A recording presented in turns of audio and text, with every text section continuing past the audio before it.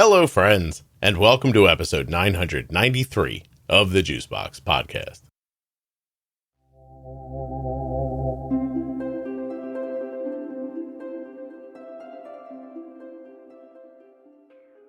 Jenny Smith is back with me today for another diabetes myth. Today we're going to tackle the myth that if you're using insulin as a type 2, it's a failure. While you're listening, please remember that nothing you hear on the Juicebox Podcast should be considered advice, medical or otherwise. Always consult a physician before making any changes to your healthcare plan or becoming bold with insulin. If you'd like to hire Jenny, she works at integrateddiabetes.com. She's had diabetes for over 35 years. She's a dietitian, a CDE. She's wonderful. You'll hear her. integrateddiabetes.com. Speaking of good deals, use my link, drinkag1.com/juicebox. And when you do, your first order will come with a free year supply of vitamin D and 5 free travel packs of AG1. You can use the offer code JUICEBOX at checkout at CozyEarth.com to save 40% off of your entire order. And if you go to usmed.com/juicebox, you'll be getting a special link just for Juicebox Podcast listeners, and you can get started with US Med. All right, let's get to the show, shall we?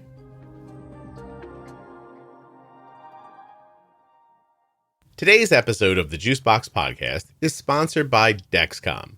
Now, Dexcom makes the sensor that my daughter is wearing right now, the Dexcom G7. They also make the G6, which many of you are using. Dexcom.com/juicebox. If there's an easier way to manage type 1 diabetes, I don't know it. The Dexcom G7 is a simple CGM system that delivers real-time glucose numbers to your smartphone or your smartwatch. No finger sticks are required. Effortlessly see your glucose levels and where they've headed, so you can make smarter decisions about food, activity, and the other variables that are impacting your blood sugar. Go to my link, dexcom.com/juicebox to see the device, watch great videos, find out more about how it works, or just get started. Do you have type 2 diabetes, type 1, gestational? Dexcom may be for you. Dexcom G7 can help you to spend more time in range, which is proven to lower A1C. The more time you spend in range, the better and healthier you'll feel. Use the Dexcom Clarity app, which is built right into the Dexcom G7 app, to track your glucose trends. It will even provide you with a projected A1C in as little as 2 weeks. Dexcom.com/juicebox.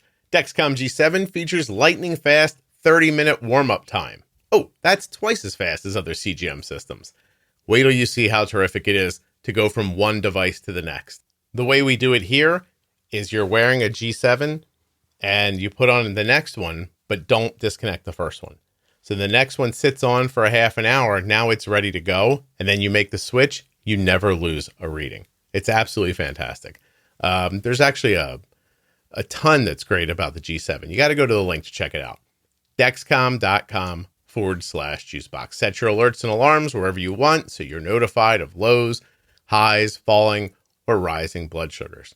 And of course, that 30-minute warm-up is just magical. Dexcom.com/juicebox. Head over now, get started. What else can you do with this link? Let me see. New to Dexcom, explore the G6, explore the G7. Oh, you can put in your information to get Dexcom to contact you and get started. That's pretty cool. There's a bunch of frequently asked questions at the bottom to answer all of your questions. When you use my links, you're supporting the production of the podcast and helping to keep it free. And I appreciate you listening to this ad right now. And because you were nice enough to do that, there will be no more ads for the rest of the show. I have 10 minutes. All right. So whatever we can do short, 10 minutes. Okay. That's awesome. I have it right here. I know you do. Don't worry, Jenny. There's a list for everything. Your lists are like outstanding. You're like, I got this. This is what we're going to talk about. Let's scroll right to this one. All right. Let's discuss the myth that insulin is bad for someone with type 2 diabetes. Oh. My big one, which I mentioned with, this person must have been on the podcast. I mentioned this in my episode, was that for decades, I believed that going on insulin was the last resort for someone with type 2. So how do we make sense of this idea when, as soon as you're told you have prediabetes or type 2 diabetes, someone says to you, diet and exercise, we can turn this around?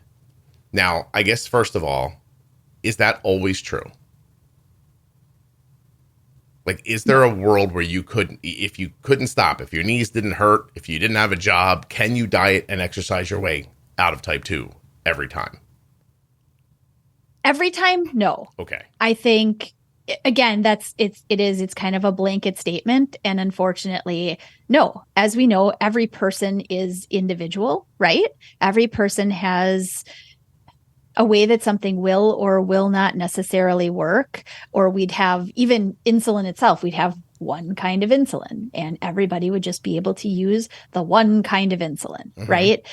Does lifestyle, especially for type 2, in a grand majority of studies in research, you can actually find that lifestyle from the get-go, especially if type 2 is discovered earlier rather than later, when many times complications may have already set in, unfortunately, and that might be what sends somebody to the doctor because of something that they're experiencing to kind of get it checked out. And then they discover, oh, well, you have diabetes as well, right?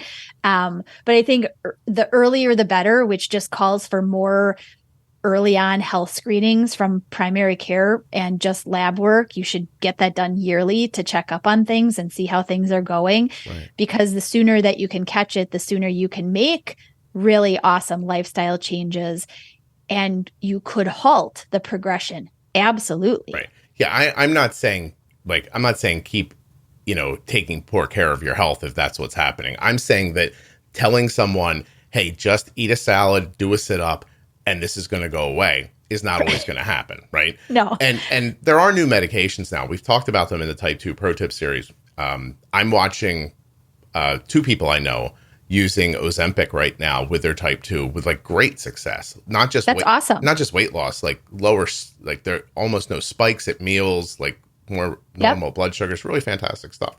And I wonder if after more weight loss, if you won't see that get better and better as time goes on. But my point is this, is if you're in a position where you need the insulin and you're not taking it, you are doing more harm than good in that time. And this is the next part of this. And, I started off by saying type 2, but I mean, maybe this really, because I hear this from so many people, and this is the last thing I'm going to ask you in this episode. It's a very short episode, but I think this is a big deal. I was told not to inject insulin because it kills the rest of your pancreas. Now, that's a thing people think. Oh, that's so wrong. Right. But why do they think that? I can never figure this one out. I've heard it from type 2s and type 1s. That it kills your pancreas. If anything, actually injecting insulin, it takes the stress off it, right? It can take the stress off of the betas that, from a standpoint of type 2, maybe initial diagnosis, you have to use insulin for a short time because levels have been so high. You're almost at this glucose toxic level that you have to get something to overcome that in a faster manner than many of the oral kind of therapies, or even some of the newer injectables may not hit that the way that it needs to be done. And so taking insulin helps to decrease the stress that's being put on the betas. You're asking them to work without a break. It's almost like asking them to do 24-hour at this really high production rate that they're never going to be able to overcome. And so adding some injectable insulin can actually decrease the stress and could actually do the opposite of what you just said. I listen, I don't think it. I've just heard people say it over and over and over again. Right. I can't. And listen, this whole series is about basically you and I going, why would someone think that? And trying to come up with where that would come from. I don't get this one. Like, I don't either. You use insulin, you make it worse. You use insulin, you stop your pancreas from working the rest of the way. Or, by the way, you can use too much insulin, which I think those two thoughts live on the same plane of existence in someone's head, but I don't understand where that comes from either. Like, is it that type 1s, maybe it's that when people start using insulin, they'll sometimes gain weight as type 1s. And then they say the insulin made me gain weight. They don't. And what's your answer to that? I tell them the same thing every time. Insulin doesn't make you gain weight. Calories make you gain weight. You're just, which is true. Right. But from a type 1 perspective on a little deeper level, if they have had such high blood sugars for such a long time, then they've actually been able to maintain, or most often you see weight loss prior to diagnosis, because they've been peeing out an excessive amount of calories because the body doesn't have the insulin to actually put it into the body in storage like it's supposed to. Yes. So you lose weight by peeing out the excess that should be actually kept. So once you start taking insulin, your body's like, yay, I can work I've got something here that I can package the stuff away the way that it's supposed to. And so, yes, you may get back to a healthy weight. I've actually also seen, especially in kids and teens, where they may not have actually been keeping up with growth curves prior to diagnosis even.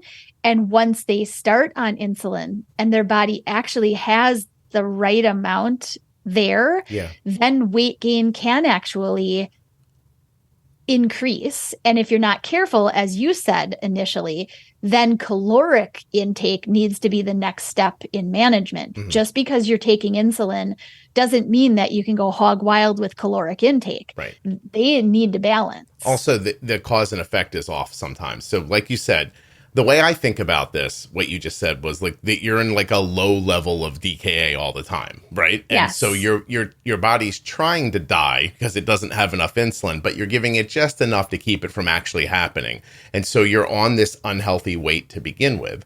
And then suddenly you add the right amount of insulin. God knows, what do you hear people say all the time at their diagnosis? I swear to you, I hear it 50 times a year. I thought, oh my God, my diet is finally working. They say it all the time. They're so thrilled before they're diagnosed because they're like, I'm finally losing the weight that I've been trying to lose. Especially for adults who are diagnosed. Oh my God. Yeah. Absolutely. So you're basically in that situation where your body can't properly perform. And so you're underweight for the reasons Jenny said. And then you bring the insulin in and your body's like, oh, good, I can do the right things now.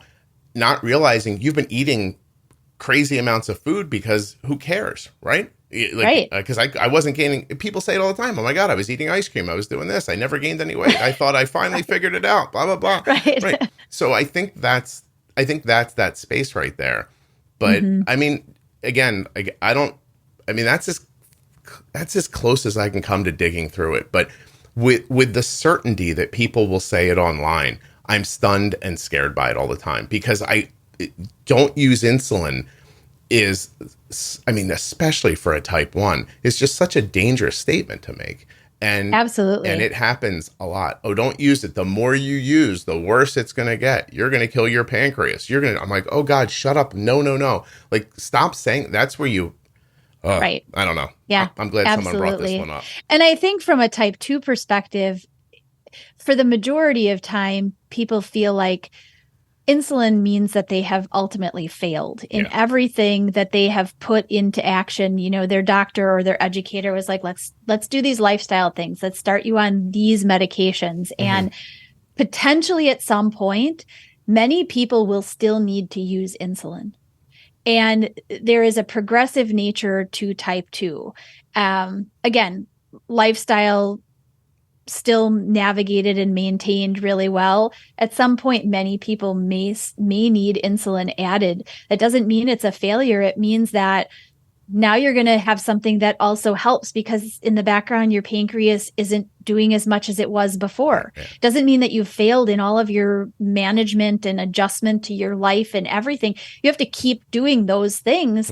Insulin is it's an additional tool in your toolbox that's going to help keep you healthy. And I'm not saying either that you don't want to extend that time if you can. Correct. But I think that's fantastic if you get. By the way, even like a slow onset, like a lot of diagnosis, like keep it going as long as you can. Every day you don't have to futz with all this stuff is fantastic. You know what I mean? Right. But once it comes, I don't know, couching it as a failure is dangerous. And I don't think it's not true that doctors don't say like, well, we want to keep you off of insulin as long as possible. And then people's brains fill in the rest of that with however these myths start to exist. Right. They're kind of reading between the line of which there's not there's not really something written there. They're just filling it in, like you said, like the doctor, we're going to keep insulin out of the picture for as long as we can, which again is kind of like saying, well, gosh, once we get to that point, well, that's it. We got to add insulin now. Jenny, I'm going to end with this because I'll go on forever if I talk about this, but I think that if people could get a printed list every day of all the things they're wrong about, that they think they're exactly right about, me included, everybody included, we'd all spend a lot of time just sat in a corner going, oh my God, I thought that for sure was right. Because your brain fills in the gaps with whatever information you have, and it doesn't mean it's the right information. So anyway, correct. I appreciate you doing this. Thank you very much. Of course. Absolutely. Thank you. Yep.